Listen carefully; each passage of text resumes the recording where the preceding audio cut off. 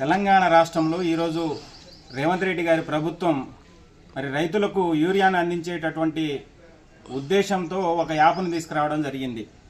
మరి ఈ యాప్ యొక్క ఉద్దేశం అది నిజంగా చాలా దౌర్భాగ్యమైనటువంటి యాప్ అని చెప్పేసి కూడా చెప్పొచ్చు. ఎందుకంటే రైతులు గతంలో మరి యూరియాను షాపుల్లో నుంచి చాలా ప్రశాంతంగా చాలా ఎట్లంటే అట్లా తీసుకొచ్చేవారు.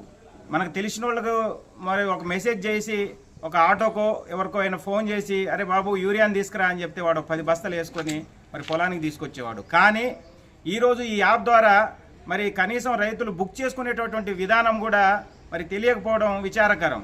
ఎందుకంటే మరి రైతులకు చెప్పాలి కదా ఈ యాప్ ఈ రకంగా పనిచేస్తుంది, ఈ రకంగా పనిచేస్తుంది, ఒక టోల్ ఫ్రీ నెంబర్ కానీ అలాంటిది పెడితే బాగుండేది. కానీ ఈరోజు చదువు లేనటువంటి మరి రైతులు ఈరోజు అనేక రకాలైనటువంటి అవస్థలు పడతా ఉన్నారు. మరి షాపుల్లో లేనటువంటి యూరియా యాపుల్లో వస్తుందా అనేది మా ప్రధానమైనటువంటి ప్రశ్న.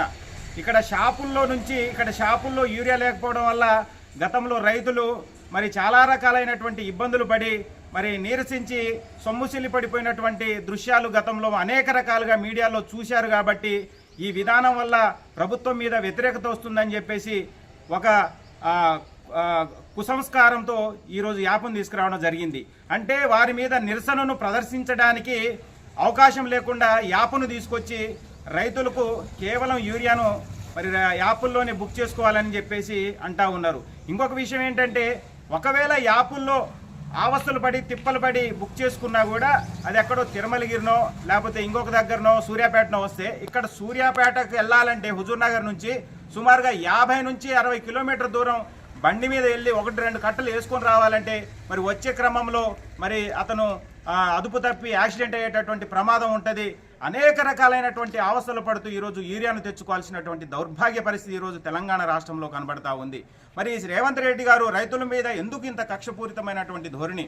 మరి 500 కోట్ల స్కామ్ను మీరు యూరియా విషయంలో మీరు స్కామ్ చేశారని చెప్పేసి ఈరోజు అనేక రకాలైనటువంటి ఎనాలిసిస్ ఈరోజు కనబడతా ఉంది.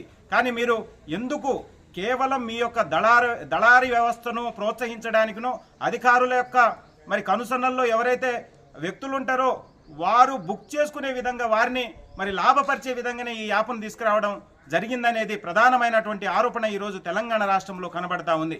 కాబట్టి దయచేసి ఈ యాప్ వ్యవస్థను తీసేయాలి. మరి పాత పద్ధతిలోనే మరి రైతులకు యూరియాను అందించాలి.